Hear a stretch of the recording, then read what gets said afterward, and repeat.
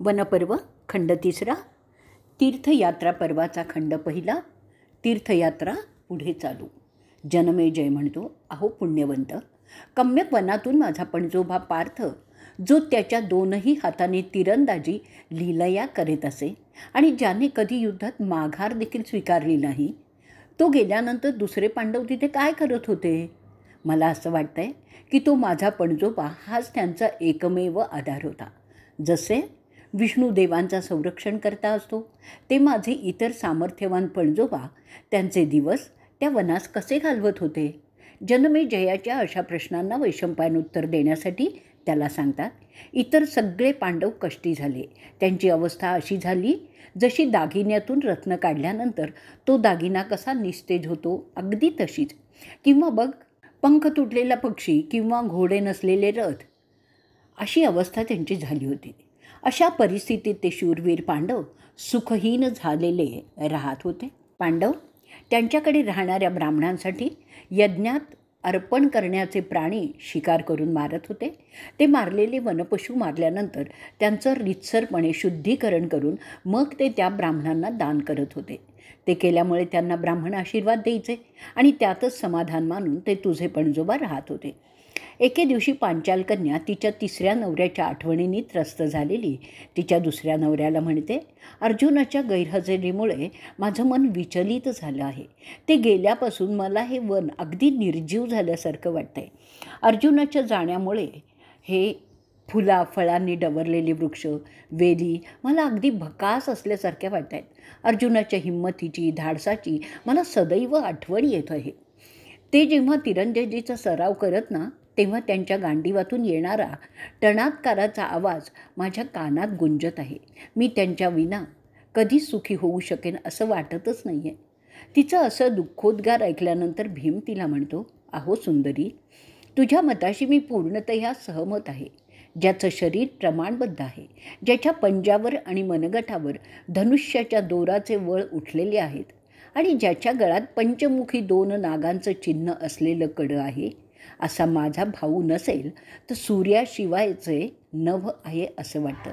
त्याच्या ताकदीवर तर पांचाल आणि कुरु लोक अवलंबून आहेत, असे की त्याच्या जोरावर ते देवांनासुद्धा आव्हान देण्यास तयार आहेत.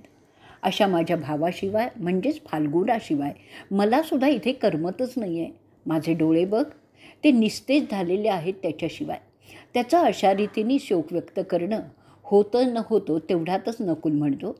त्याचा आवाज रडकुंडा झाला होता. त्याच्या नेत्रातून अश्रू येत होते आणि तो त्याही स्थितीत बोलला की ज्याच्या युद्धक्षेत्रातील कथांनी देवसुद्धा चकित होतात, जो सर्वश्रेष्ठ योद्धा आहे, अशा माझ्या मोठ्या भावाशिवाय इथे राहणं अगदी निरर्थक झालेलं आहे. अर्जुन उत्तरेकडे गेला आणि शेकडो बलशाली गंधर्वांचा पराभव केला. त्यांच्याकडून अद्वितीय असे घोडे आणले. तित्री आणि कलमाट जातीचे ते आहेत, जे राजसूय यज्ञात भेट मिळाले आहेत. अशा माझ्या भीमानंतरच्या भावाशिवाय इथे कम्यक वनात राहणं दिवसेंदिवस अशक्यच होत आहे. त्याचं शोकप्रदर्शन झाल्यानंतर त्याचा जुळा भाऊ सांगतो, त्याचं दुःख सहदेव अगदी स्वगत बोलतो. राजसूय यज्ञाच्या निमित्ताने ज्याने अमाप संपत्ती खेचून आणली, त्याबरोबरच असंख्य दासी आणल्या, ज्याने एका हाती यादवांचा पराभव केला. त्याची भार्या सुभद्रा कृष्णाची बहीणही आणली, ज्याने द्रुपदाचं राज्य खालसा केलं, जो द्रोणांचा प्रमुख शिष्य आहे. अशा माझ्या दिव्य भावाचा बिछाना रिकामा आहे हे पाहूनच माझं मन व्यथित होत आहे. ह्यावर इलाज म्हणून आपण सगळे एकदाचे या वनातून कुठेतरी दूर गेलं पाहिजे. अशा रीतीने तीर्थयात्रा पर्वाचा पहिला भाग इथे संपलेला आहे. तीर्थयात्रा पर्वाचा भाग दुसरा.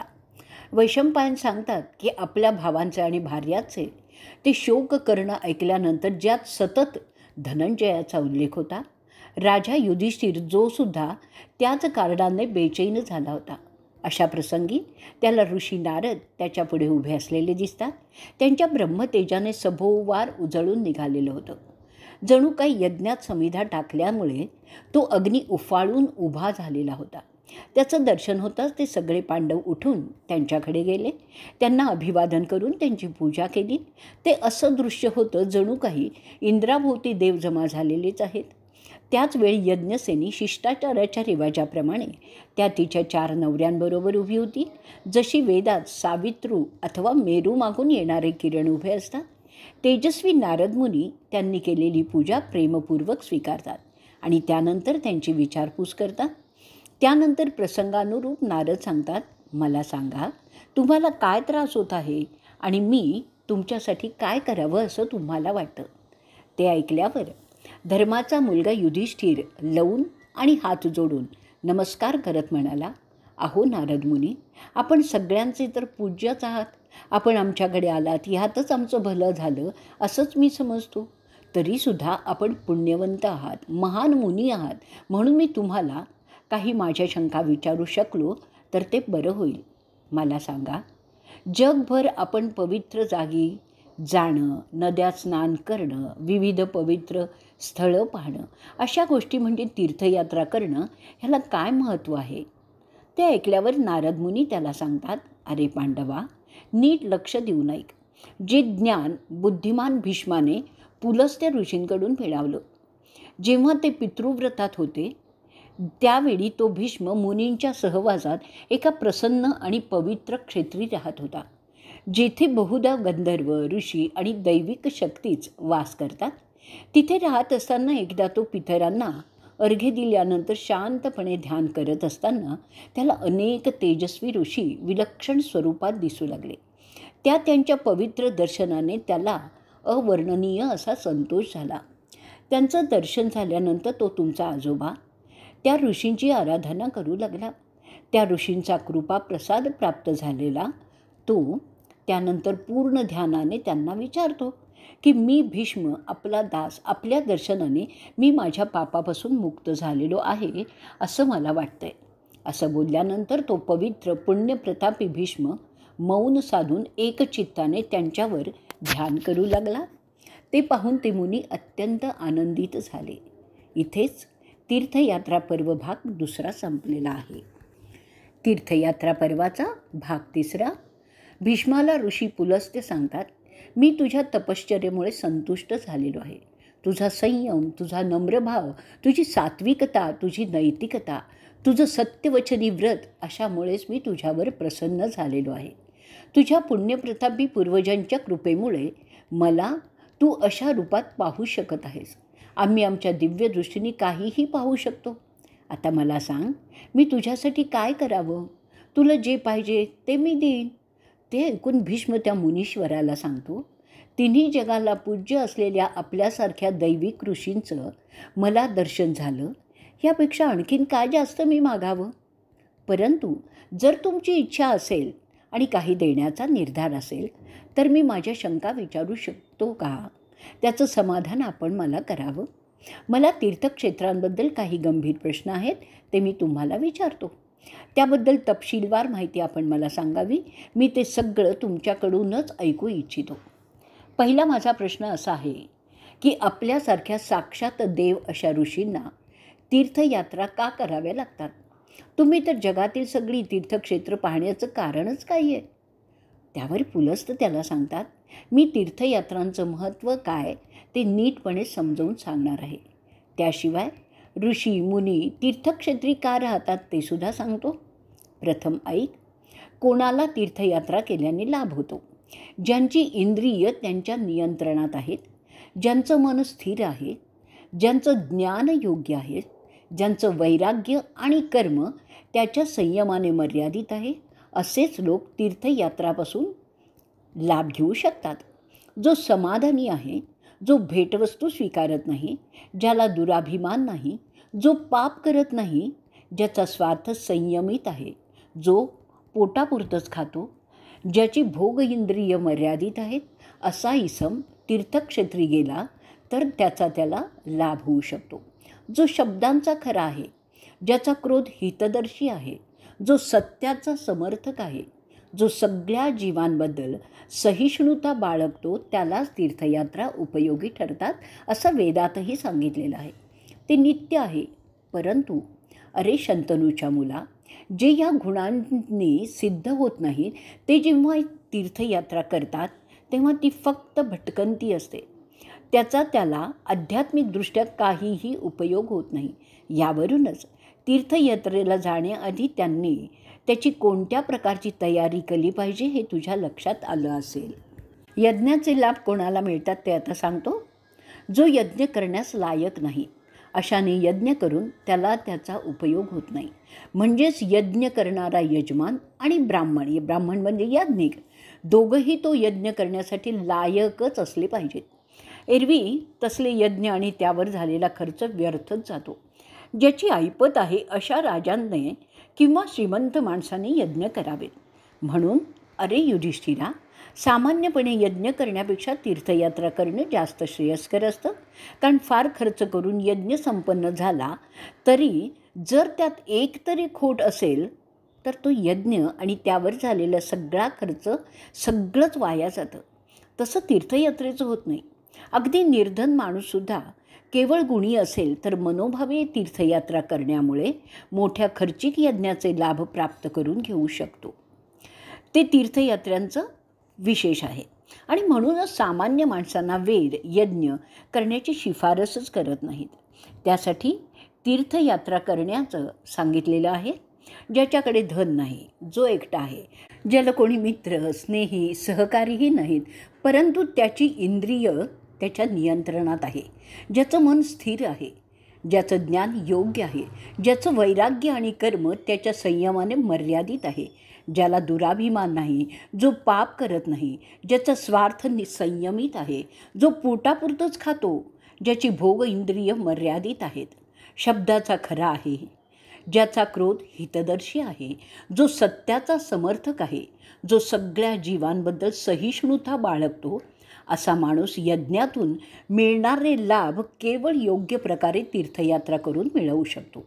हे तीर्थयात्रेचं महत्त्व आहे आणि म्हणूनच ऋषी जे ह्या प्रकारात येतात यज्ञ न करता तीर्थयात्रा करणं श्रेयस्कर समजतात. एवढं सांगितल्यानंतर पुलस्त्य भीष्माला सांगतात, आता मी तुला अशा काही तीर्थक्षेत्रांची माहिती सांगतो तिथे तीर्थाटन केल्यामुळे यज्ञ करण्याइतकेच लाभ होतात. म्हणून जिथे सगळे ऋषी नित्यनेमाने जात असतात. समजा कोणी अग्निष्टोम यज्ञ केला परंतु त्याप्रमाणे दानं केली नाहीत, ब्राह्मणांना भेटवस्तू दिल्या नाहीत, ज्यामुळे ब्राह्मण प्रसन्न झाले नाहीत, पशुदानं केली नाहीत, असं झालं तर तो यज्ञ करण्याचा इतर सगळा खर्च व्यर्थ गेला असं समजलं जातं. परंतु तेच लाभ केवळ तीर्थाटन दिलेल्या नियमाने केल्यामुळे मिळत असतात. ज्याला फार खर्च होत नाही असं तीर्थक्षेत्र आहे पुष्कर, जे 3ही जगात ख्यातनाम आहेत. अरे कुरुकुळाच्या राजा, तुला माहीत नाही पण ते सत्य आहे की दररोज संध्याकाळपासून पहाटेपर्यंत त्या ठिकाणी असंख्य तेजोमय तीर्थ उपस्थित असतात. त्या काळात तिथे राहून खरी ध्यान तपस्या केल्यामुळे अनेक यज्ञ केल्यासारखा लाभ होत असतो.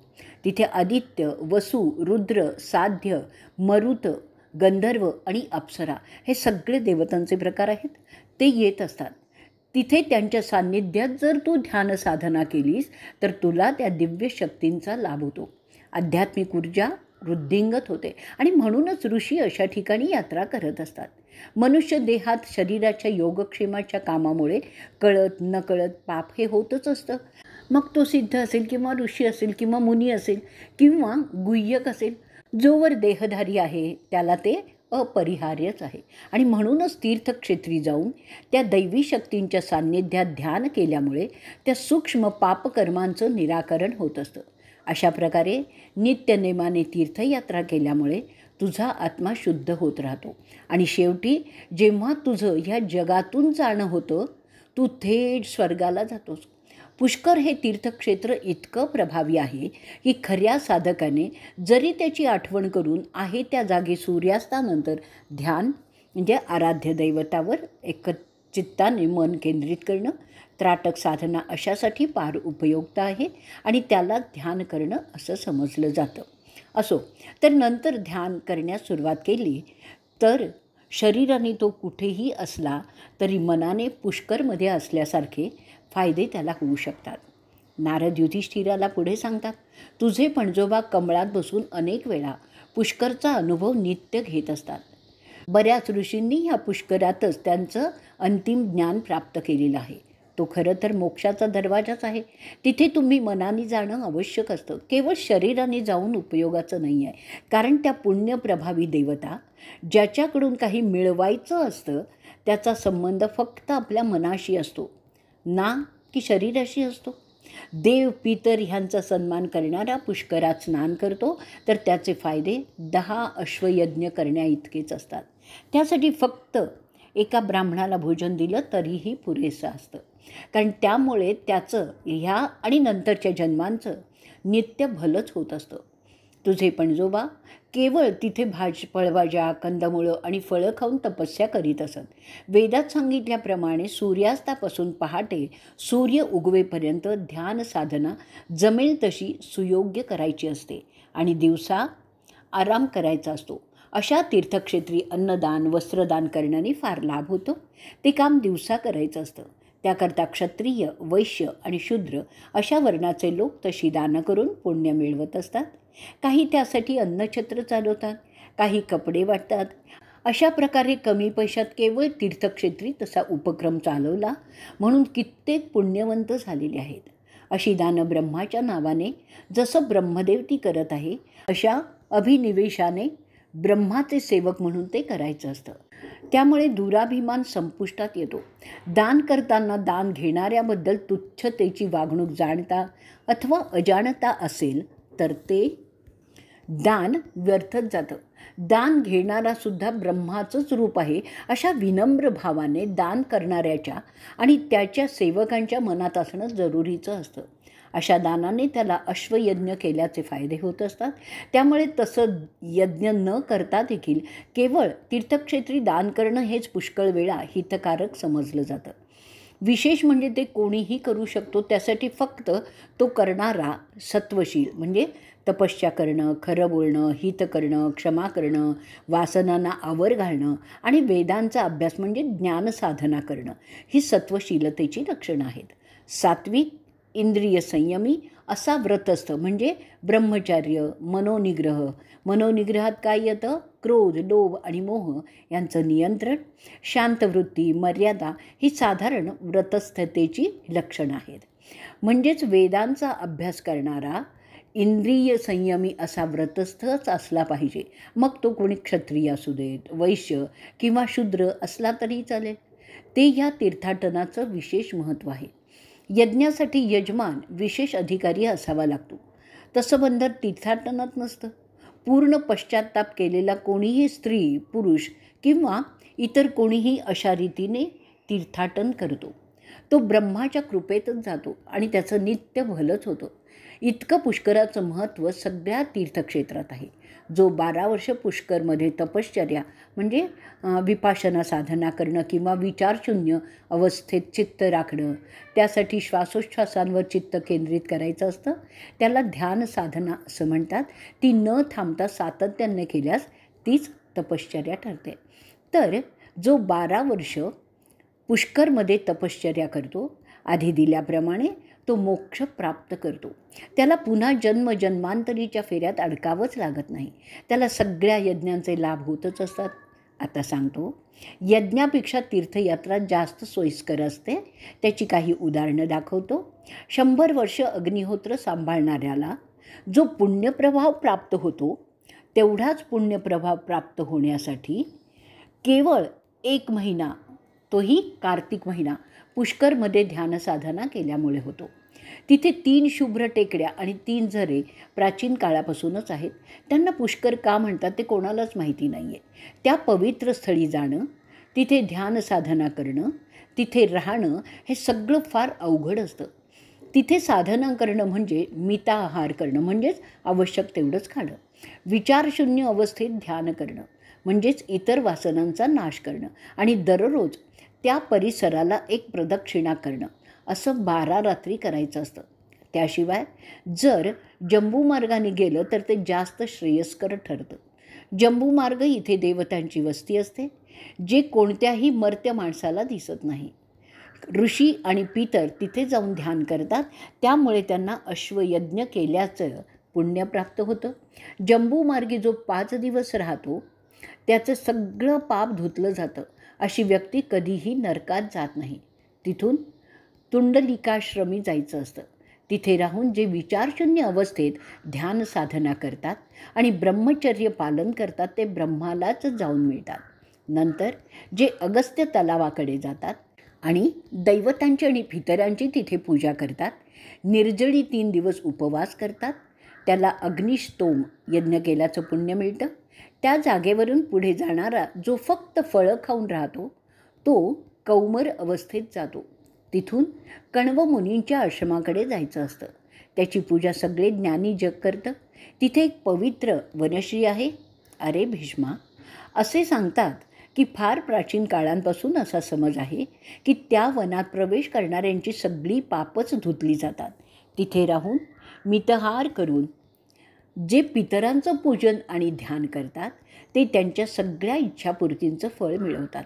जी मिळवण्यासाठी एरवी त्या प्रकारचे विविध यज्ञ करावे लागतात. त्या आश्रमाला प्रदक्षिणा केल्यानंतर त्या स्थानी जायचं असतं जिथे ययाती स्वर्गातून पडला होता. तिथे जाणाऱ्याला अश्वयज्ञ केल्याचं श्रेय प्राप्त होतं. तिथून रात्री मलयकलकडे जातात. तिथे कोटी नावाचं क्षेत्र आहे. तिथे ध्यान आणि साधना आणि स्नान करणं पुण्यकारक समजलं जातं. तिथे स्नान करण्याने अश्वयज्ञ केल्याचं पुण्य मिळतं. पुण्यवंत लोक तिथून स्थानुक्षेत्री जातात, जे उमाचं स्थान आहे, जी भद्रवतीची अर्धांगिनी म्हणून समजली जाते. तिथे जाऊन जे ईशान देवावर ध्यान करतात त्यांना अमाप संपत्ती लाभ होतो असं समजतात. तिथे खरी साधना करणाऱ्यांना महादेवाच्या कृपेने गाणपत्य स्थान प्राप्त होतं. त्यामुळे निर्विघ्न कार्यसिद्धीही प्राप्त होते. त्यानंतर तो तीर्थयात्री नर्मदेच्याकडे जातो. तिथे पितरांना पाण्याचं अर्घ दिल्यामुळे पुन्हा अश्वयज्ञ केल्याचं भाग्य त्याला मिळतं. तिथून जो तीर्थयात्री ब्रह्मचर्य सांभाळून तपश्चरण म्हणजे डोळे मिटून श्वासोश्वासांवर लक्ष केंद्रित करून विचारशून्य अवस्थेत ध्यान करणं, याला विपाशना, सहज प्राणायाम, सोहम साधना अशी विविध नावं आहेत. तर ब्रह्मचर्य सांभाळून तपश्चरण करत राहतो त्याला अग्निस्तोम यज्ञ केल्याचे फायदे होतात आणि तो स्वर्गात जातो त्याच्या मरणानंतर. त्यानंतर तो चर्मावती तिथे संयमित आहार, विहार आणि विचार असे जीवन जगत तो रंतीप देवाची पूजा करतो. त्याला पुन्हा अग्निस्तोम यज्ञ केल्याचे फायदे होतात. त्यानंतर तो अरवली पर्वताकडे जातो, जो हिमालयाचा धाकटा भाऊ समजला जातो. तिथे एक प्राचीन भुयार आहे. तिथे वसिष्ठांचा आश्रम आहे. तिथे 1 रात्र राहायचं असतं. त्यामुळे त्या यात्रेला समृद्धी प्राप्त होते. तीर्थयात्रा काळात शुक्ल ब्रह्मचर्य पाळायचं असतं. सर्व काळ ध्यानात म्हणजेच विचारशून्य अवस्थेत राहण्याचा प्रयत्न करावा लागतो. मौनव्रत सांगितलेलं आहे. मिताहार, आराध्य दैवताची आराधना करणे अशी व्रतस्थता. आता व्रतस्थतेचेही विविध प्रकार प्रचारात आहेत. तर ती व्रतस्थता अपेक्षित आहे. त्या मनस्थितीत जो यात्री पिंगा नदीत स्नान करतो तो समृद्धी प्राप्त करतो. त्याला मान मरातब वास्तविक जीवनात प्राप्त होतात आणि तिथून तो प्रभासकडे जातो. तिथे हुताशनी सदैव उपलब्ध असतो. त्याशिवाय वायुदेवसुद्धा असतो. ते दोघंही देवांची मुखच मानलेली आहेत. तिथे स्नान करणाऱ्याला अग्निष्टोम आणि अतिरत्र यज्ञ केल्याचं फळ मिळतं. पुढे जिथे सरस्वती नदी समुद्राला मिळते तो प्रदेश येतो आणि ह्या नदीत स्नान केल्यामुळे तशीच फळं मिळतात. त्याला जीवनात यश प्राप्त होतं. त्याच्या मार्गात कोणीही अडथळे निर्माणच करू शकत नाही. तिथे 3 रात्री राहून पितरांना अर्घ्य देण्याने तो पुढील आयुष्यात पराक्रमी होतो. त्याला अश्वयज्ञ केल्याचे फायदे मिळतात. तिथून तो वर्धनकडे जातो, जिथे ऋषी दुर्वास यांनी विष्णूला वर दिलेला होता. तिथे स्नान करण्याने सुद्धा तसेच वास्तविक फायदे होत असतात. तिथून तो द्वारकेला जातो. तिथे पिंडारक नदीत तो स्नान करतो. सगळी व्रतस्थता तशीच पाळायची असते आणि त्यामुळे त्याला धनलाभ होतो. त्या तीर्थावर जो योग्य आणि लायक आहे त्याला शिवाचं त्रिशूळ दिसतं. तिथून त्याने त्या तीर्थक्षेत्री जायचं आहे जिथे सिंधू नदी सागराला मिळते. त्या ठिकाणी तो शांत चित्ताने स्नान करतो. तिथे स्नान करूनच तो वरुणाला अर्घ्य देतो. त्याच्यावर वरुणदेव प्रसन्न होतो आणि तिथेच शंकू कामेश्वर देवाची आराधना करायची असते. त्यामुळे अनेक यज्ञ केल्याचं भाग्य त्याला प्राप्त होतं. त्यानंतर तो खरा तीर्थाटनी त्या क्षेत्राला एक प्रदक्षिणा घालून पुढे जाईल. तिथून तो त्या तीर्थक्षेत्री जाईल ज्याला सगळे ध्रुमी म्हणून ओळखतात. ह्याच ठिकाणी सगळ्या देवांनी आणि प्रत्यक्ष ब्रह्मांनी शिवाची आराधना केली होती. त्या तीर्थक्षेत्री रुद्राची प्रार्थना करायची असते. त्यामुळे अश्वयज्ञ केल्याचे लाभ होतात. विष्णूंनी दैत्य आणि दानवांचा वध केल्यानंतर आत्मशुद्धीसाठी इथेच आलेला होता आणि स्नान करून स्वतःची शुद्धीही त्यांनी करून घेतली होती. तिथून विशुधरा या नावाच्या पवित्र स्थळी जायचं असतं. तिथे स्नान केल्यामुळे अश्वयज्ञ केल्याचं पुण्य प्राप्त होत असतं. तिथे स्नान करून अर्घ्य देव आणि पितरांना दिल्यामुळे तो तीर्थी विष्णू लोकात मृत्यूनंतर जातो. तिथे एक पवित्र सरोवर आहे. त्या ठिकाणी वसू असतात. त्या पवित्र स्थानापलीकडील पाणी प्यायल्यामुळे वसू त्याच्यावर प्रसन्न होतात. त्याजवळ आणखीन एक तीर्थक्षेत्र आहे. त्याचं नाव आहे सिंधुत्तम. त्यात स्नान केल्यामुळे सगळी पापं धुतली जातात. त्याशिवाय समृद्धी प्राप्त होते. त्याशिवाय उच्च दर्जाचं सुख प्राप्त होत असतं. त्यानंतर आणखीनच एक तीर्थक्षेत्र आहे. त्याचं नाव आहे कुमारिका. तिथे इंद्राचं वास्तव्य असतं असं मानलं जातं. तिथे सिद्ध ध्यानात राहतात कारण त्याने आध्यात्मिक उद्धार सहजपणे होतो असंही समजतात. कारण त्या साधनेमुळे साधकाच्या 6ही वासना म्हणजेच काम, क्रोध, लोभ, मोह, मद आणि मत्सर विरघळून जातात आणि चिरशांती प्राप्त होते. खरे ब्राह्मण त्या ठिकाणी स्नान केल्यानंतर चंद्रासारखे तेजस्वी होतात. त्यानंतर इथे तीर्थक्षेत्र भद्रतुंगा त्या बहुतेक ते तुंगभद्रही असू शकेल असो. नदीवर स्नान केल्यामुळे ब्रह्माच्या लोकात तो प्रवेश मिळतो असं समजलं जातं. त्यानंतर येतं तीर्थक्षेत्र ज्याचं नाव आहे पंचानंद.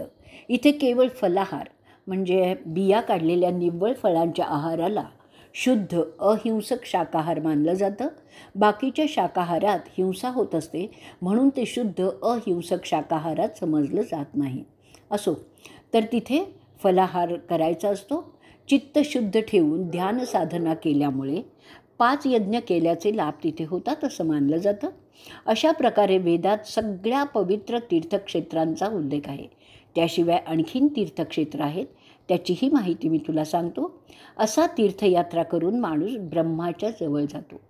अरे श्रेष्ठ भरत कुळातील योद्ध्या, यज्ञ करण्यापेक्षा तीर्थयात्रा का चांगल्या ते सांगितलेलं आहे.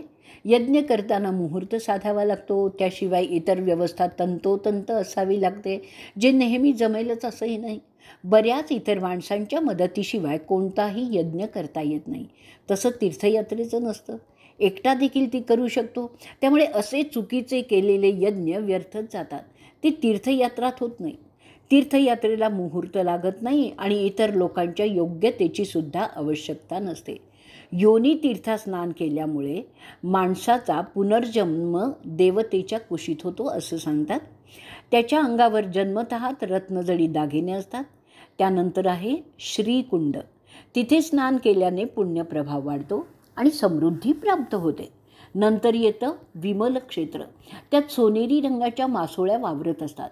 तिथे स्नान केल्यामुळे तो वसव क्षेत्री म्हणजेच इंद्रलोकी जातो. मृत्यूनंतर त्या स्नानाने त्याची सगळी पापं धुतली जातात. मग त्यानंतर येते वितस्ता नदी. इथे पितरांचं श्राद्ध करावं असं सांगतात कारण तिथून केलेल्या श्राद्धामुळे पूर्वज मुक्त होतात आणि त्या नदी स्नान केल्यामुळे वाजपेय यज्ञ केल्याचं पुण्यही प्राप्त होतं. ती नदी काश्मीर प्रदेशात आहे. तिथे नागतक्षकाचं स्थान आहे. त्यानंतर पाहायचं तीर्थ आहे वदव. ते 3ही जगात प्रसिद्ध आहे. तिथे संध्याकाळी स्नान करून त्यावेळी अग्निदेवतेचं स्मरण करून दूध, भात, लोणी यांचा शिधा पितरांना अर्पून त्याशिवाय जे दान करता येईल ज्याच्या त्याच्या कुवतीनुसार ते करून तिथे असलेल्या सप्तज्वाळा देवतेची पूजा करावी. तिला दूध, भात, लोणी असा मिश्र प्रसाद चढवावा. जाणकार तर सांगतात की या तीर्थक्षेत्री पितरांना जे दिलं जातं ते त्यांना नित्य पुरेसं असतं. म्हणजे अरे भीष्मा, त्यानंतर जरी तुम्ही पुन्हा श्राद्ध करण्यास राहून गेलात तरी त्यामुळे पितर अशांत होत नाहीत. ऋषी, गंधर्व, पितर, देव, अप्सरा, गुह्यक, किन्नर, यक्ष, सिद्ध, विद्याधर, राक्षस, दैत्य, रुद्र आणि ब्रह्म स्वतः त्याने प्रसन्न होतात. म्हणजे सगळं शांत होतात. कोणाच्याही प्रकोपाचा त्रास होत नाही असं करणाऱ्या यात्रेकरूच. अरे भीष्मदेवा, त्यागबुद्धीने वैराग्यपूर्ण जीवन स्वीकारून 1000 वर्ष विष्णूंनी तप केलं. यावेळी दूध, भात, लोणी असा प्रसाद देऊन केशवाची कृपा मिळवली. त्यात 7 वेळा ऋचा गाऊन तो प्रसाद देवतेला वाहिला. अशा रीतीने प्रसन्न झालेल्या केशवाने 8 सद्गुणांचे, आता ते 8 सद्गुण कोणते आहेत तर निर्हेतुक दान करणं, निर्हेतुक भेटवस्तू देणं, तपश्चर्या करणं, खरं बोलणं, हित करणं, क्षमा करणं, वासनांना आवर घालणं आणि वेदांचा अभ्यास म्हणजे ज्ञानसाधना करणं. अशा 8 सद्गुणामुळे माणसाला सत्याच्या दिशेने म्हणजेच पुण्याच्या दिशेने नेण्यास त्या सहाय्यभूत ठरतात. अशा रीतीने प्रसन्न झालेल्या केशवाने 8 सद्गुणांचं दान दिलं आणि त्यालाच ऐश्वर्य असं म्हणतात.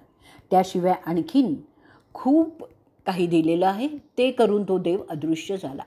जसे आकाशात ढगातून वीज चमकून जाते म्हणून त्या तीर्थाला सप्तचारू असं नाव पडलं आहे. जर कोणी चारू म्हणजे इंद्रासारखा तेथील सप्तज्वाळा देवीला देईल तर त्याला अमाप संपत्ती आणि 100 राजसूय यज्ञ केल्याचं भाग्य, 100 अश्वयज्ञ केल्याची प्रतिष्ठा प्राप्त होते. ते झाल्यानंतर तीर्थयात्री रुद्रपाद नावाच्या तीर्थक्षेत्री जातो. तिथे महादेवाचं दर्शन होतं. त्या दर्शनाने त्याला अश्वयज्ञ केल्याची प्रतिष्ठा प्राप्त होते. तिथून निघालेला शांतचित्त आणि शुक्ल ब्रह्मचर्य पालन करणारा असा मणिमतकडे जातो. तिथे 1 रात्र राहिल्यानंतर अग्निस्तोम यज्ञ केल्याची पत प्राप्त होते. त्यानंतर यात्री देविका नावाच्या जगप्रसिद्ध तीर्थक्षेत्री जाईल. असं सांगतात की ह्या ठिकाणाहून ब्राह्मण पहिल्या प्रथम उत्पन्न झालेत. त्या ठिकाणापासून जवळच एक जागा आहे जिथे त्रिशूळधारी महादेवाचं स्थान आहे. तिथे जी नदी आहे तिला देविका असं म्हणतात. त्यामध्ये स्नान केल्यामुळे आणि महादेवाची पूजा आपापल्या क्षमतेनुसार केल्यामुळे त्याप्रमाणे त्याचं फळ मिळतं. त्यामुळे दूध, भात आणि तुपाचा प्रसाद द्यायचा असतो. अशी पूजा मनोभावे करणाऱ्या भक्तांवर महादेव अतिप्रसन्न होतात आणि त्यांच्या सर्व इच्छा मग पुढच्या जन्मी पूर्ण करतात. पुढे आणखीन एक तीर्थक्षेत्र आहे. त्याचं नाव आहे कामाख्या. हे आसाममध्ये आहे. तिथे वाहणाऱ्या नदीत स्नान केल्यामुळे माणूस त्याच्या कामात यशस्वी होतो आणि पुण्य मिळतं. तिथे असलेल्या योजना ब्रह्मपुत्रा आणि पुष्पंबा नदी स्नान केल्यामुळे सर्व प्रकारच्या दुःखापासून मुक्त होतो. ह्या देविका क्षेत्राचं क्षेत्रफळ 5 योजन लांब आणि अर्धा योजन रुंद असं आहे. त्या भागात कुठेही यात्री आपले विधी करू शकतो. त्यानंतर दीर्घसत्र नावाचे एक क्षेत्र आहे. त्या प्रदेशाची देवता आहे ब्रह्मा. सिद्ध महान ऋषी नियमितपणे व्रतस्थ जीवन जगत वेदातील कवनांचं गायन करत एक मोठा यज्ञ करत असतात. असा यज्ञ केवळ या तीर्थक्षेत्री केला तर राजसूय आणि अश्वयज्ञ केल्याचं लाभ प्राप्त होतात. ते झाल्यानंतर पुढे विनाशन आहे. तिथे सरस्वती मेरूच्या उदरात शिरते आणि पुन्हा चमसोद्भेदा, शिवोद्भेदा, नयोद्भेदा या ठिकाणी बाहेर येते. चमसोद्भेदामध्ये स्नान केल्यामुळे अग्निस्तोम यज्ञाचं पुण्य प्राप्त होतं. शिवेद्भेदामध्ये स्नान केल्यामुळे समृद्धी प्राप्त होते आणि नयोद्भेदामध्ये स्नान केल्यामुळे त्याला नागलोकात प्रवेश मिळतो. त्यानंतर एक दुर्गम्य असं तीर्थक्षेत्र आहे. त्याचं नाव आहे शयन. तिथे त्या नदीवर बागडणारे करकोचे लुप्त होतात, परंतु पुन्हा कार्तिक महिन्यात ते दिसायला लागतात. तिथल्या सरस्वतीमध्ये स्नान केल्यामुळे तेज वाढते. त्यानंतर येतं ते कुमारकोटी. तिथे पितरांचं श्राद्ध केल्यामुळे पितर कायमचेच तृप्त होतात. पुन्हा श्राद्ध करण्याची गरजच राहत नाही. त्यानंतर आहे रुद्रकोटी. असं सांगतात की फार प्राचीन काळी तिथे 10 लक्ष मुनी जमा झाले होते महादेवाचं साक्षात दर्शन घेण्यासाठीच. तिथे जमलेला प्रत्येक मुनी म्हणत होता की मी देवाचं दर्शन सर्वात आधी घेणार. त्या सर्वांना एकाच वेळी दर्शन घेता यावं म्हणून महादेवांनी जितके मुनी तितकी रूपं घेतली आणि त्या सर्वांचं समाधान केलं. कारण त्यातील प्रत्येक समजत राहिला की महादेवांनी त्यालाच प्रथम दर्शन दिलेलं आहे. त्या मुनींची भक्ती पाहून संतुष्ट झालेले महादेव त्यांना आशीर्वाद देतात की तुमची सत्वशीलता अशीच वृद्धिंगत होत राहो, अशी आख्यायिकाही आहे. पुलस्त्य भीष्माला पुढे सांगतात, रुद्रकोटीच्या सत्वशील यात्रेमुळे अश्वयज्ञ केल्याचं फळ मिळतं. त्याशिवाय पूर्वजांची मध्यमावस्थेतून म्हणजेच पिशाच्य अवस्थेतून सुटका होते. त्यांचा पुढील प्रवास सुरू होतो. त्यानंतर जिथे सरस्वती समुद्राला मिळते ते क्षेत्र आहे. असं समजलं जातं की या ठिकाणी सगळे देव ब्रह्माच्या नेतृत्वाखाली केशवाची पूजा करतात. तो दिवस असतो शुक्ल चतुर्दशीचा आणि महिना असतो चैत्र. ज्या लोकांनी संपत्ती मिळवण्यासाठी कुकर्म केलेलं आहे ते जर त्यावेळी मोठी दानं गरिबांना करत असतील तर त्यांची त्या पापातून सुटका होते असंही सांगितलं जातं. अशांसाठी सगळे ऋषी अशा सगळ्या तीर्थक्षेत्री परिक्रमणा करत असतात. त्यांची तपश्चर्या त्या जागी केल्यामुळे ती जास्त लाभदायक होत असते आणि म्हणूनच यज्ञ करण्यापेक्षा तीर्थाटन करणं श्रेयस्कर समजलं जातं असं पुलस्त्य भीष्माला सांगतात. आणि अशा रीतीने तीर्थयात्रा पर्वाचा तिसरा भाग इथे संपलेला आहे. तीर्थयात्रा पर्वाचा भाग चौथा. पुलस्त्य पुढे सांगतात, त्यानंतर कुरुक्षेत्री जायचं असतं. त्या तीर्थक्षेत्राचं खास असं आहे, तिथे गेलेल्या कोणालाही त्याच्या पापांचा नाश झाल्याचं जाणवतं. जर तो कायम कुरुक्षेत्री राहण्याचाच निर्धार करतो. कुरुक्षेत्राची धूळ त्याच्या अंगावर तेथील वारा टाकतो, त्यामुळे त्याचं पाप नाहीसं होतं. त्याच्या मृत्यूनंतरचं जीवन म्हणजे प्रेतावस्था आणि पिशाच्य अवस्था सुसह्य होते. कुरुक्षेत्रात सरस्वतीच्या दक्षिणेस आणि दृश्यद्वती नदीच्या उत्तरेस जे राहतात तो काय स्वर्गातच राहत असतात. प्रत्येकाने 1 महिन्याचा काळ त्या परिसरात आपलं जीवन व्यतीत केलं पाहिजे. जेव्हा तो सत्वशील राहून तपश्चरण करत असेल त्यामुळे त्याचा आध्यात्मिक उत्कर्ष होतो. त्याशिवाय ब्रह्मक्षेत्र आहे. तिथे ब्रह्मासोबत सगळे स्वर्गातील शुद्ध प्रजाती म्हणजे सिद्ध, ऋषी, चरण, गंधर्व, अप्सरा, यक्ष आणि नाग इत्यादी ते प्रजाती येऊन जाऊन राहत असतात. ज्याला पापमुक्त व्हायचं आहे त्याला त्या तीर्थक्षेत्राला जाणं श्रेयस्कर आहे. ती 2 तीर्थक्षेत्र इतकी प्रभावी आहेत की तुम्ही शरीराने कुठेही असा, जरी मनाने तिथे गेलात ना तरीही त्याचा लाभ होत असतो. आणि म्हणूनच सत्वशील तपश्चरण करणाऱ्याने मनाने तिथे असल्याचं समजून आपली साधना केली तर ती फळते. पवित्र मनाने जो कुरुक्षेत्री वस्ती करतो त्याला राजसूय यज्ञ केल्याचे फायदे होतात. त्यानंतर येतं कुबेराचं तीर्थक्षेत्र. तिथे पूजा केल्यामुळे 1000 गायी दान केल्याने जे पुण्य प्राप्त होतं ते प्राप्त होतं. त्या क्षेत्राचं नाव आहे मनकनका. ते तिथे असणाऱ्या या नावाच्या यक्षाच्या नावावरून घेतलेलं आहे. त्यानंतर अरे राजा भीष्मा, विष्णूचं क्षेत्र येतं जिथे हरी सदैव उपस्थित असतात. तिथे पूजा आणि ध्यान साधना करण्यामुळे हजारो गायी दान केल्याने मिळणारं पुण्य प्राप्त होत असतं. त्याला हरीचं द्वार म्हणजेच हरद्वार असं म्हणतात. इथेही तपश्चरण करणारा विष्णू लोकी जातो मृत्यूनंतर. त्यानंतर येतं परिप्लव. तिथे स्नान करण्याने अग्निष्टोम आणि अतिरत्र अशा यज्ञापेक्षा मोठं श्रेय प्राप्त होतं. त्यानंतर पृथ्वी तीर्थ, त्यानंतर शालुकिनी तीर्थ. तिथे असलेल्या झऱ्यात आंघोळ केल्यामुळे 10 अश्वमेध यज्ञ केल्याचं श्रेय प्राप्त होतं. त्या झऱ्यालासुद्धा दशश्वमेधा असंच नाव आहे. त्यानंतर येतं सर्पादेवी. हे नागांचं तीर्थक्षेत्र आहे. तिथे पूजा करून ध्यान साधना केल्यामुळे अग्निष्टोम यज्ञाचं फल मिळतं. त्याशिवाय नागलोकात मान्यता प्राप्त होते. आता त्यानंतर आहे तरंतुक. तिथे 1 रात्र राहायचं असतं. त्यामुळे 1000 गायीचं दान केल्याचं श्रेय प्राप्त होतं असं समजलं जातं. त्यानंतर संयमित मनस्थितीत यात्री पंचानंद नावाच्या तीर्थक्षेत्री येतं. तिथे असलेल्या तीर्थास कोटी असं नाव आहे. तिथे ध्यान साधना 1 रात्रभर केल्यामुळे अश्वमेध यज्ञ केल्याचं श्रेय मिळतं. त्यानंतर अश्विनी कुमारांच्या तीर्थक्षेत्री येतो. त्यानंतर येतं वराह म्हणजे डुक्कर तीर्थ असं सांगतात. इथे विष्णू वराहाच्या रूपात प्रथम उभा होता. ह्या ठिकाणी स्नान करण्याने अश्वमेध यज्ञाची फळं मिळतात. त्यानंतर आहे सामजयंती तीर्थ.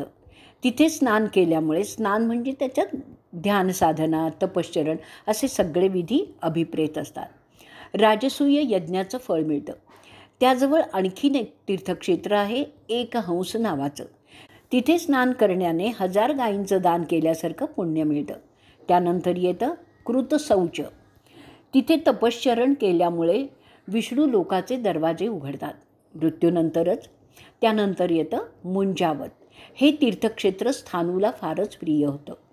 एक दिवस आणि एक रात्र निर्जळी उपोषण केल्यामुळे आणि त्याबरोबर स्थानूचा जप केल्यामुळे गाणपत्य दर्जा साधकाला मिळते, म्हणजेच तो शंकराच्या गणात समाविष्ट होतो. त्यानंतर येतं यक्षिणी तीर्थ. तिथे स्नान करून यक्षिणीची पूजा मनोभावे केल्यामुळे सर्व इच्छा पूर्ण होतात. यक्ष आणि यक्षिणी सहज प्रसन्न होणारे असतात. म्हणून अरे भीष्मा, त्या तीर्थक्षेत्राचं महत्त्व जनसामान्यांसाठी विशेष असतं. योगक्षेमात यक्षाची मदत घेण्याचं वेदात सांगितलेलंच आहे. त्या मानाने हे तीर्थक्षेत्र ऋषी मुनी सिद्ध साध्य अशांसाठी तेवढं खास नसलं तरी जनसामान्यांसाठी मात्र विशेष आहे. आणि म्हणूनच ते क्षेत्र कुरुक्षेत्राचा दरवाजा आहे असं मानतात. यात्री मनोभावी त्या क्षेत्राला प्रदक्षिणा घालतात. ते बऱ्याच अंशी पुष्कर एवढंच महत्त्वाचं असतं. ज्यांना मोक्षापेक्षा वास्तविक जीवनात जास्त रस आहे त्याची निर्मिती जमदग्नींच्या मुलांनी म्हणजेच परशुरामाने जनसामान्यांसाठी केलेली आहे असं सांगतात. तिथे पितरांची आणि देवांची पूजा करून नेमस्त जीवन म्हणजेच सर्व विकार वासना यांच्या मर्यादा राखून त्यात राहणं, नेमस्त जीवन सांभाळलं तर अश्वमेध यज्ञ केल्याचं श्रेय मिळतं. तो सर्वस्वी यशस्वीच होतो. त्यानंतर येतं रामवृद्ध क्षेत्र. त्याची कथा अशी आहे, ती तुला आता सांगतो. परशुरामाने रागाच्या भरात असंख्य भ्रष्ट क्षत्रियांचा नायनाट केला होता. त्याच्या रक्ताने 5 तलाव भरले. इतकं रक्त त्यांनी जमिनीवर सांडलेलं होतं आणि त्या रक्तानेच अर्घ्य परशुरामाने त्याच्या पितरांना दिलं आणि विनंती केली की माझ्या हातून मोठं पापकृत्य झालेलं आहे, त्यापासून माझी मुक्ती व्हावी. त्या रक्ताच्या अर्घ्याने संतुष्ट झालेले त्याचे पितर त्याला सांगतात, इथे भ्रष्ट क्षत्रिय तुझ्याकडून मारले गेले, ती ब्रह्माचीच रचना होती, म्हणून तू त्यातून मुक्त होत आहेस. त्यानंतर राम त्याच्या पितरास विनंती करतो की त्याला एक वर मागायचा आहे आणि जर ते खरोखरच त्याच्यावर प्रसन्न झाले असतील तर ते त्याला वर तो देतील. ते ऐकल्यावर त्याचे पितर त्याला विचारतात की त्याला कोणता वर पाहिजे आहे. ते ऐकल्यावर तो क्षत्रिय त्यांचे दोन्हीही हात जोडून विनंती करतो की माझी तपोसाधना पुन्हा पहिल्यासारखी यथोचित सुरू होवो.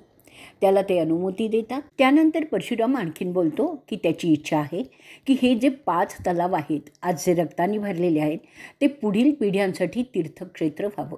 म्हणून त्या रक्ताच्या तलावात स्नान केल्यामुळे स्वर्गात जाण्याचं त्यांनी मागितलं. ते सुद्धा पितरांनी मंजूर केलं. त्यापुढे जे इथे पितरांचं श्राद्ध मनोभावे करतात त्यांच्या अशक्य मनीषासुद्धा सिद्ध होतील असं सांगितलं आणि त्यानंतर ते पितर अदृश्य झाले. शुक्ल ब्रह्मचर्य पाळून इतर व्रतस्थता सांभाळून तपश्चरण करणाऱ्याच्या सर्व इच्छा पूर्ण होतील. त्यानंतर येतं वंशमूलक तीर्थक्षेत्र. या क्षेत्री स्नान करणाऱ्यांचा वंश वाढत जातो. निस्संतान लोकांनी इथे स्नान करायचं असतं. त्यानंतर आहे काया शोधन क्षेत्र. इथे स्नान केल्यामुळे माणसाच्या अंगातील सगळ्या व्याधी नष्ट होतात. त्यानंतर तीर्थक्षेत्र आहे लोकोदर. या ठिकाणी सृष्टीच्या निर्मितीचं काम आरंभ केलेलं आहे असं समजतात. तर त्यानंतर येतं श्रीतीर्थ. तिथे स्नान करून साधना केल्यामुळे पितर संतुष्ट होतात. ब्रह्मचर्य आचरणाने पितर स्वतःहून मदत करण्यासाठी येतात असं समजलं जातं. त्यानंतर आहे कपिल तीर्थ. इथे स्नान साधना ही केल्यामुळे अन्नधान्याची समृद्धी विपुल होते असं समजलं जातं. त्यानंतरचं तीर्थ आहे सूर्यतीर्थ. इथे निर्जळी उपास करून ध्यान साधना करणाऱ्याला अग्निस्तोम यज्ञ केल्याचं श्रेय मिळतं. तो अंती सूर्यलोकात जातो. आणि त्यानंतर आहे गोभवन तीर्थक्षेत्र. तिथे स्नान केल्याने 1000 गायींचं दान केल्याचं पुण्य मिळतं. त्यानंतर आहे तीर्थशंखिणी. त्यात आणि देवी तीर्थात स्नान करण्याचे तसेच फायदे आहेत. अरे भीष्मा, त्यानंतर तू यात्री तरंदक तीर्थाकडे जाईल. ते सरस्वती नदीच्या तटावर आहे. त्याची प्रमुख देवता आहे यक्षपती कुबेर, जो स्वर्गाचा द्वारपाल आहे. त्या तीर्थक्षेत्री स्नान केल्यामुळे अग्निस्तोम यज्ञ केल्याचं श्रेय लाभतं. त्यानंतर येतं त्या तीर्थाचं नाव आहे ब्रह्मावर्त. त्या ठिकाणी आंघोळ केल्यामुळे ब्रह्मलोकात प्रवेश मिळतो मृत्यूनंतर. त्यानंतर येतं त्या तीर्थाचं नाव आहे सुतीर्थ. त्या तीर्थावर सगळे पितर आणि देव सदैव उपस्थित असतात. तिथे संयमित जीवन राखून ध्यान साधना करणाऱ्याने स्नान केल्यानंतर तो मृत्यूनंतर थेट पितृलोकातच जातो. त्याचप्रमाणे त्याला अश्वयज्ञ केल्याचं श्रेय मिळत असतं. त्याचा लाभ त्याला या जन्मातही होऊ शकतो. अंबुमतीकडे असलेलं तीर्थ सुतीर्थ आहे. हे एक उत्तम तीर्थक्षेत्र आहे. त्यानंतर येतं काशीश्वर तीर्थ. तिथे स्नान करणारा सगळ्या व्याधीमुक्त होतो. त्याला ब्रह्मलोकी फार मानही मिळतो. मत्री तीर्थात स्नान करणाऱ्यांचे वंश चांगले वाढतात. तसेच पुत्रप्राप्तीसाठी तिथे स्नान करण्याचा प्रघात आहे. शीतवन तीर्थाकडे जाण्याआधी मनोनिग्रह, शांतवृत्ती, वासनाक्षोभविमुक्त असा तो असावा लागतो. त्या तीर्थामध्ये यात्री केशवपन करून घेतो. त्याच प्रकारचं आणखीन एक तीर्थ आहे. त्याचं नाव आहे श्वविलोमपाह. इथे विद्वान ब्राह्मणांना फार संतोष होतो. तिथेसुद्धा केशवपन करावं लागतं. त्यानंतर अंघोळ करायची असते. तिथे प्राणायाम करून देहशुद्धी करायची असते. तिथे ऋषी फार काळ ध्यानात बसणं प्रशस्त समजतात. त्यानंतर येतं दशअश्वमेधिका. तिथे स्नान करण्यामुळे आत्मशांती मिळते. त्यानंतर आहे तीर्थक्षेत्र मनुषा. अशी आख्यायिका आहे की फार प्राचीन काळी व्याधांनी मारलेल्या शरांमुळे अनेक काळवीट मरून तिथल्या पाण्यात बुडाली. त्यांचा जन्म झाला माणसात. ब्रह्मचर्य आचरणाऱ्यांना तिथे स्नान करायचं असतं. त्यांची सगळ्या पापांपासून मुक्तता होते आणि स्वर्गात जातो असा समज आहे. मनुष्याच्या पूर्वेस अपगा नावाची नदी आहे. तिथे सिद्धांचा मोठा स्थान आहे. तिथे धान्याचं दान करणारा पितरांची कृपा मिळवतो. जर तिथे एका ब्राह्मणाला भोजन दिलं तर ते 10,000 ब्राह्मणांना भोजन देण्याइतकं पुण्यकारक समजलं जातं. त्या तीर्थावर एक रात्र राहून पितर आणि देवांची पूजा करणाऱ्याला अग्निस्तोम यज्ञ केल्याचं श्रेय मिळतं. त्यानंतर येतं ब्रह्मोदुंबर तीर्थ. तिथे सप्तर्षींच्या नावाची कुंड आहे. त्या स्नान करायचं असतं. त्यानंतर येतं केदारनाथ तीर्थ. ते फार उंचीवर आहे. जाण्यासाठी मुश्किल असं आहे. तिथे केवळ जाण्याने सर्व पापं धुतली जातात असाही एक समज आहे. तिथे साधना करणाऱ्याला अणिमा सिद्धी प्राप्त होऊ शकते. त्याच्या मदतीने तो अदृश्य होऊ शकतो. त्यानंतर येतं त्या तीर्थाचं नाव आहे शरक. तिथे महादेवाचं दर्शन होऊ शकतं जर यात्री खरोखरच पवित्र असेल तर. असं मानतात की कृष्ण चतुर्दशीच्या समयी त्यांनी मागितलेले सगळं त्याला प्राप्त होतं. शरक आणि रुद्रकोटीमध्ये जे तलाव कुंड आहेत तिथे असं समजतात की ती 30 लाख तीर्थस्थानं आहेत. तिथे आणखीन एक तीर्थक्षेत्र आहे. त्याचं नाव आहे इलस्पाद. तिथे स्नान केल्यामुळे पितर आणि देवांची पूजा केल्यामुळे तो कधीही नरकात जात नाही. त्याला वाजपेय यज्ञ केल्याचं श्रेय मिळतं. आता त्यानंतर येतात किंडन आणि किंजप्य तीर्थक्षेत्र. तिथे बसून भक्ती केल्यास वेदांचं पठण केल्याचं मोठं पुण्य मिळतं. त्यानंतर आहे कलशी. तिथे तपश्चरण करून स्नान केल्यास अग्निस्तोम यज्ञाचं श्रेय मिळतं. शरकाच्या पूर्वेस आणखीन एक तीर्थक्षेत्र आहे. त्याचं नाव आहे अनाजन्म. ते नारदांचं स्थान आहे. जो तिथे प्रार्थना करून नारदांची पूजा करतो त्याला मृत्यूनंतर नारद त्यांच्या स्वर्गातील प्रदेशात जागा देतात. शुक्ल दशमीच्या वेळी यात्री पुंडरीका तीर्थात जाईल. तिथे स्नान करून ध्यान करणाऱ्या माणसाला पुंडरीका यज्ञाचं श्रेय मिळतं. त्यानंतर आहे त्रिपिश तप. हे 3ही लोकात प्रसिद्ध आहे. इथे वैतरणी नदी वाहते. त्या नदीत स्नान करायचं असतं. तिथे स्नान करण्यामुळे सगळी पापं धुतली जातात. तिथे शंकराचं दर्शन होतं जर तुमची योग्यता आहे तर. शंकराबरोबरच नंदी आणि त्रिशूळसुद्धा दिसतो. त्यानंतर तिथे येतं तीर्थक्षेत्र फलकीवन. तिथे बसून देवांनी हजारो वर्ष ध्यान साधना केली आणि ते देवत्वाला गेले. तिथे जाऊन साधना करण्याने अग्निस्तोम आणि अतिरत्र अशा 2ही यज्ञाचं श्रेय मिळतं. त्यापुढे एक तीर्थक्षेत्र आहे सर्वदेव. त्यानंतर आहे पनिखत.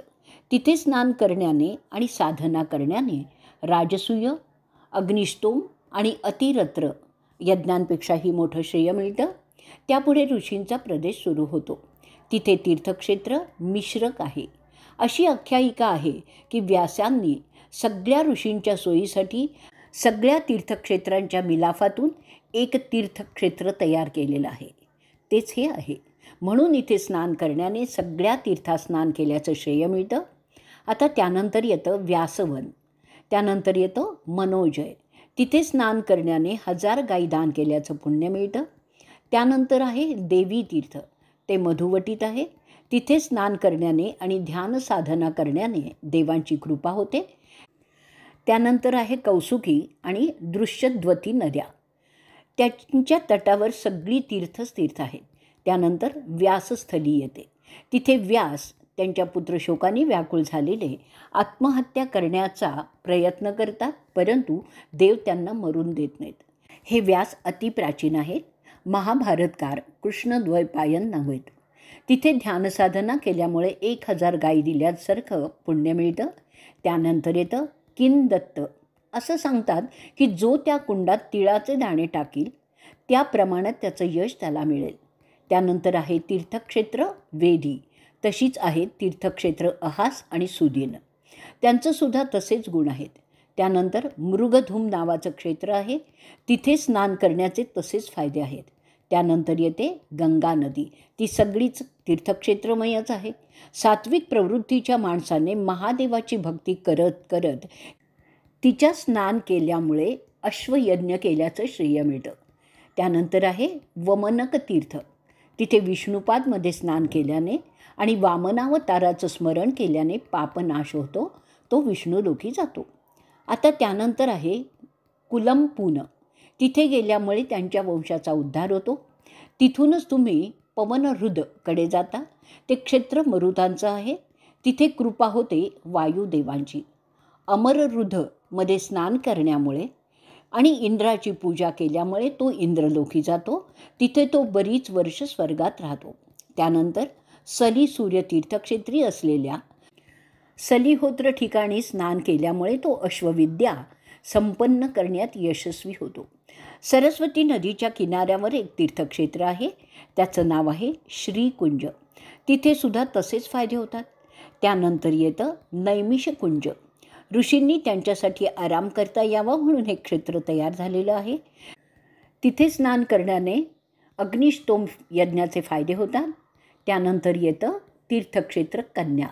त्यानंतर येतं तीर्थब्रह्म. तिथे क्षत्रिय, वैश्य आणि शूद्र स्नान करून ब्राह्मण होतात. त्यानंतर आहे तीर्थक्षेत्र सोम.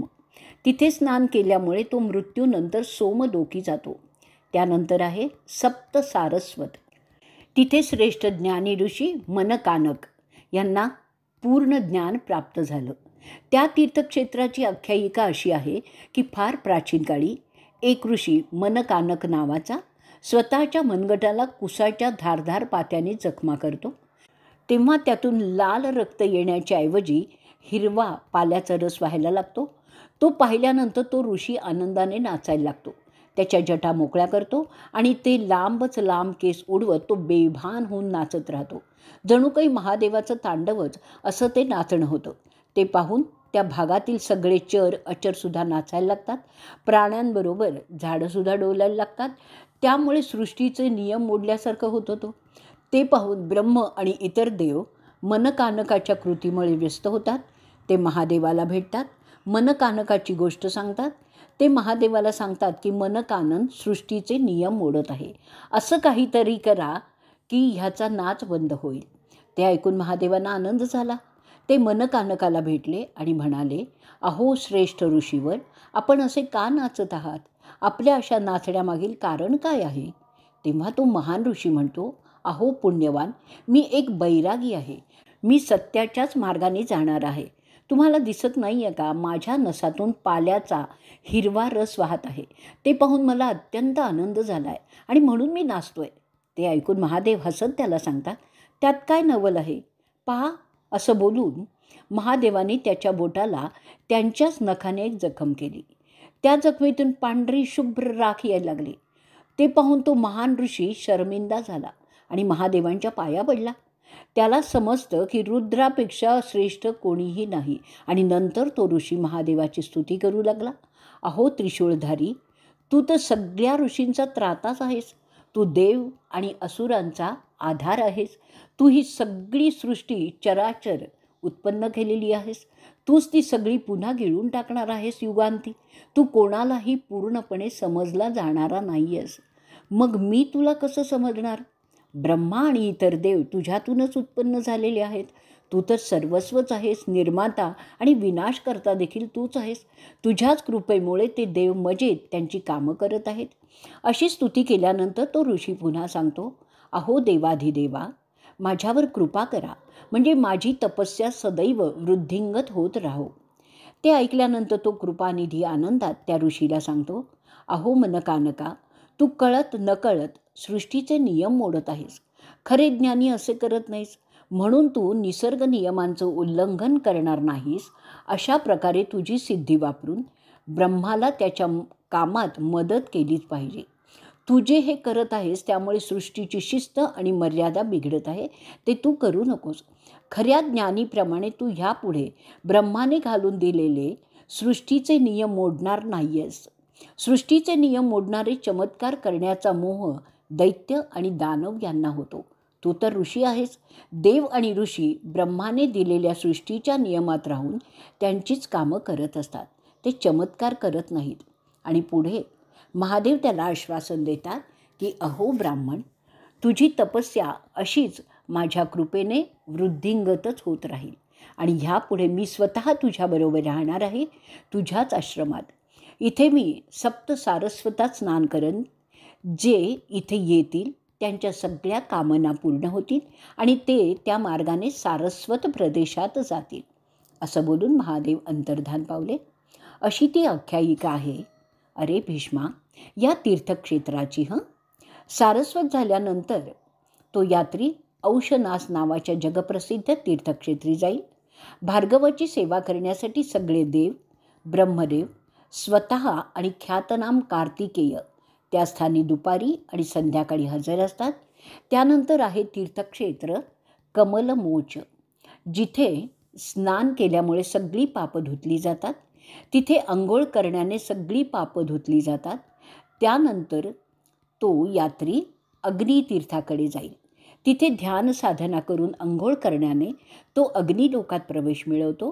त्याच्या वंशाचा उद्धार होतो. म्हणजेच त्याच्या कुळात लोकोत्तर पुरुष जन्म घेतात. अरे भरत कुळाच्या अग्रणी, आणखी तीर्थक्षेत्र सांगतो, ती समजून घे. एक तीर्थक्षेत्र आहे जे विश्वामित्रांशी संबंधित आहे. तिथे स्नान केल्यामुळे तुम्ही ब्राह्मण होता. त्यानंतरचं तीर्थक्षेत्र आहे ब्रह्मयोनी. शुद्ध चित्त आणि शरीराने जो तिथे तपोश्चरण करेल त्याला ब्रह्मलोकी स्थान मिळतं त्याच्या मृत्यूनंतर. त्याशिवाय त्याच्या मागच्या आणि पुढच्या अशा 7 पिढ्यांचंही भलं होईल. पृथोदक याचा संबंध आहे कार्तिकेयाशी. तिथे स्नान करून पितरांच्या वर ध्यान साधना करण्याचे फायदे सांगितलेले आहेत. तिथे स्नान केल्यामुळे योगक्षेमाच्या कार्यामुळे जाणता किंवा अजाणता जे पाप आपण करतो त्यापासून मुक्ती मिळते. त्याशिवाय तिथे राहून ध्यान साधना करत तपोश्चरण केल्यामुळे अश्वमेध यज्ञ केल्याचं पुण्य प्राप्त होतं आणि मृत्यूनंतर तो स्वर्गात जातो. हे क्षेत्र कुरुक्षेत्रापेक्षाही श्रेष्ठ आहे. पृथोदक हे सारस्वतापेक्षा जास्त श्रेष्ठ समजलं जातं. जे तिथे मृत्यू पावतात साधना करत त्यांचा उद्धार होतो, तो अमर होतो आणि कायमच स्वर्गात जातो. त्याची स्तुती सनत कुमारांनी केलेली आहे. त्याचप्रमाणे व्यासांनी सुद्धा त्याचं कौतुक केलेलं आहे. वेदात सुद्धा ज्याचा उल्लेख आहे. योग्य प्रकारे साधना करणाऱ्यांसाठी ह्याच्यापेक्षा जास्त हितकारक दुसरं तीर्थच नाही आहे. त्यात स्नान करणारा निश्चितपणे स्वर्गात पोचतो त्याच्या मृत्यूनंतर. त्यानंतर येतं तीर्थक्षेत्र मधुश्रव हे नाव. तिथे स्नान केल्यामुळे 1000 गायी दान केल्याचं पुण्य प्राप्त होतं. त्यानंतर सरस्वती आणि अरुणा ह्या नद्यांच्या संगमाचा प्रदेश एक तीर्थक्षेत्र आहे. तिथे उपोषण करून ध्यान साधना केल्यामुळे अग्निस्तोम आणि अतिरत्र यज्ञ केल्याचं पुण्य मिळतं. त्याच्या मागच्या आणि पुढच्या 7 पिढ्यांचा उद्धार होतो. फार प्राचीन काळी ब्राह्मणांवर कृपा करण्यासाठी दर्भींनी हे क्षेत्र तयार केलेलं आहे. त्याचं नाव आहे अर्धकील. तिथे केवळ स्नान करून कोणीही ब्राह्मण होतो जे एरवी मंत्रोच्चारण करत उपोषण, इतर विधी करून ब्राह्मण व्हावं लागतं. असं हे क्षेत्र आहे. असं समजतात दर्भीने इथे 4 समुद्रांचं पाणी आणलेलं होतं. असंही समजतात की इथे स्नान करणाऱ्यांच्या सगळ्या विवंचना संपुष्टात येतात. आता त्यानंतर येतं तीर्थक्षेत्र शतसहस्त्रक. त्याच्याजवळ आहे सहस्त्रक. त्यात स्नान केल्याने 1000 गायी दान केल्याचं पुण्य मिळतं. तिथे उपोषण करून दान केलं तर परिणाम द्विगुणितच होतो. त्यानंतर आहे रेणुका क्षेत्र. तिथे स्नान करून पितरांचं श्राद्ध करायचं असतं. त्याशिवाय अग्निस्तोम यज्ञ केल्याचं श्रेय मिळतं. पुढे आहे विमोचन तीर्थ. दान घेण्यामुळे जे पाप ब्राह्मणाला लागतं त्यापासून मुक्त होण्यासाठी इथे ब्राह्मणांनी अंघोळ करायची असते. ब्रह्मचर्य आचरून ध्यानसाधना केल्यामुळे दानांचे पापापासून विमोचन होतं. आता त्यानंतर येतं पंचवटी. तिथे गेल्याने मोठं पुण्य लाभतं. त्यानंतर आहे वरुण देवाचं तीर्थ, ज्याचं नाव आहे तेजसा. त्याचा स्वामी आहे योगीदेव म्हणजे स्थानू. तिथे महादेवावर एकलक्ष केंद्रित करून ध्यान केल्यामुळे साक्षात शंकर प्रसन्न होतात असं समजलं जातं. तिथे सगळ्या देवांनी आणि ब्रह्मांनी गुह्य म्हणजे शंकर ह्याला त्यांचा प्रमुख म्हणून नेमलं. त्याच्या पूर्वेस एक तीर्थ आहे, त्याला कुरु असं म्हणतात. तपोश्चरण करणाऱ्याने तिथे स्नान केल्यामुळे त्याची आत्मिक शुद्धी होते, कारण तिथली देवता त्याला त्या कामात मदत करतात.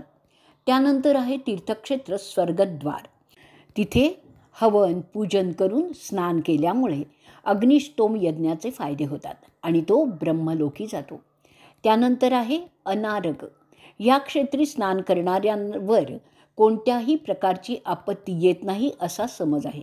इथे सगळे देव, ब्रह्मा आणि नारायण स्वतः नेहमीच उपस्थित असतात. तिथे रुद्र आणि त्याची अर्धांगिनीसुद्धा असते.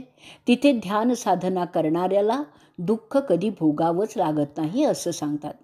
त्यानंतरचं तीर्थ आहे विश्वेश्वर. त्याची देवता आहे साक्षात उमा. इथे तपस्या करणाऱ्यांना साक्षात नारायणाचं दुग्धसागरात बसलेला असं दर्शन होतं असं अनुभवी सांगतात.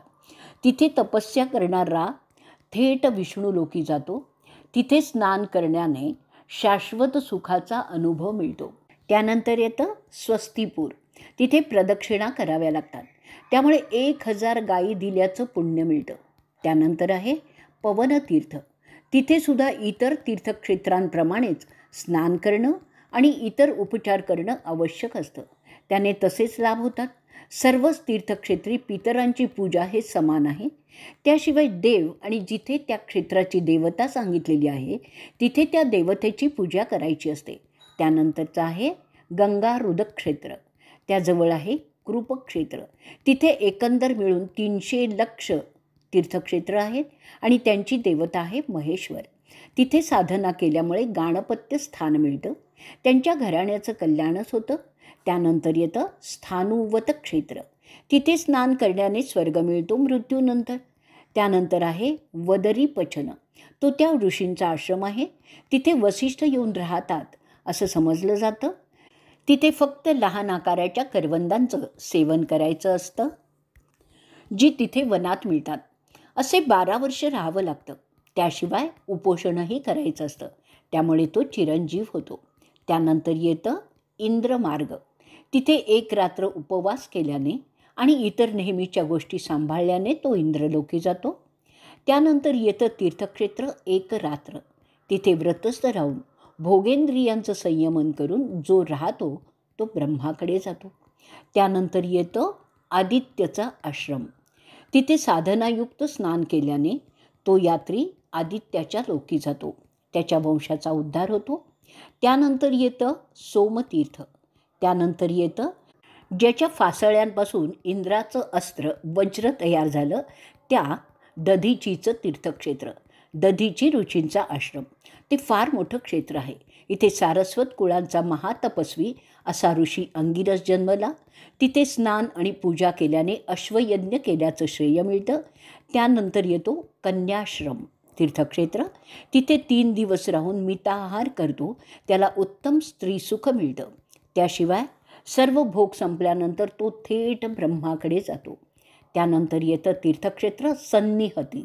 तिथे व्रतस्थ राहून स्नान केल्यामुळे 100 अश्वयज्ञ केल्याचं श्रेय मिळतं. तिथे होम हवन करून पूजा यज्ञ केल्याने नित्य स्वरूपाचं सुख मिळतं. सगळी अशी क्षेत्र, नद्या, झरे, तलाव, कुंड यात देवदेवतांचा वास असतो.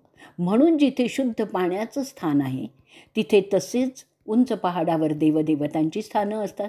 ती सगळी तीर्थक्षेत्रातच येतात आणि त्या सगळ्यांचा एकत्रितपणे उल्लेख सन्निहती म्हणून केला जातो. अरे राजा, आता मी तुला सांगतो अशा ठिकाणी श्राद्ध करण्याचे फायदे काय असतात. सूर्यग्रहणाच्या काळात श्राद्ध करून शुद्धी स्नान केल्यास सर्व पितरांचं कल्याण होतं. त्याशिवाय अश्वयज्ञ केल्याचं श्रेय प्राप्त होतं. त्याची सगळी पापं स्नान केल्यामुळे धुतली जातात आणि तो निष्पाप होतो. तसा माणूस ब्रह्माच्या लोकी जाऊ शकतो. कोटी तीर्थात स्नान केल्यामुळे कुबेर प्रसन्न होतो. मचक्रुक तीर्थक्षेत्री स्नान केल्यामुळे त्याला समृद्धी प्राप्त होते. गंगारावृद्ध क्षेत्री स्नान केल्यामुळे राजसूय यज्ञ केल्याचं श्रेय मिळतं. नैमिष तीर्थात स्नान केल्यामुळे माणसाची विवेकशक्ती सुधारते आणि तो पुण्यवान होतो. कुरुक्षेत्र सर्वात जास्त चांगलं फळ देणारं आणि परिणाम देणारं आहे. केवळ मी कुरुक्षेत्री राहणार असं सारखं बोलतो त्याची ही पापं सगळी धुतली जातात आणि तो निष्पाप होतो. त्या ठिकाणी ब्रह्मर्षी साधना करतात. ते देवतांसाठी एखाद्या यज्ञकुंडासारखंच असतं. त्या भागात जिथे अरंतुक आहेत आणि परशुरामांचा तलाव आहे, त्याशिवाय मचक्रुक आहे, त्या सगळ्या प्रदेशाला सम्मत पंचक असं सामायिक नाव आहे. त्या प्रदेशाला ब्रह्माचं यज्ञकुंड समजलं जातं आणि म्हणूनच तिथे मोठे नरहिंसाचार म्हणजे नरबळी अपेक्षित असतात. एवढं ऐकल्यानंतर राजा भीष्मदेव ऋषी पुलस्त्यांना विचारतो, अहो गुरुवर्य, मला सांगा पाप म्हणजे काय आहे. म्हणजे असं कोणतं कृत्य केल्याने पाप लागतं आणि असं कोणतं कृत्य केल्याने पुण्य लागतं. पुलस्त त्याला सांगतायत, अरे कुरुवंशाच्या राजा, ज्या कृत्यामुळे किंवा त्या प्रकारचे विचार करत राहिल्यामुळे त्या माणसाची आध्यात्मिक अवस्था कमी होते ते पापकारक समजलं जातं. त्याचप्रमाणे ज्या विचारांमुळे आणि कृत्यांमुळे त्याची आध्यात्मिक अवस्था सुधारते त्याला पुण्यकर्म असं समजलं जातं. माणसांनी त्याची आध्यात्मिक अवस्था सतत सुधारत जावं असं वेद सांगतात, कारण त्यामुळे तो अंतिदेवत्वाला जातो. तसंच जर तो सतत त्याची आध्यात्मिक अवस्था बिघडवत असेल तर तो नकारात्मक अशा दैत्य, दानव, असुर अशा अवस्थेत जाऊन शेवटी अशा ठिकाणी पोचतो की तिथून तो कधीच बाहेर येऊ शकत नाही. पुढे ऋषी पुलस्त्य सांगतायत की यज्ञ, तीर्थयात्रा इत्यादी पुण्यभाग वाढवण्याचे मार्ग म्हणून सांगितलेले आहेत.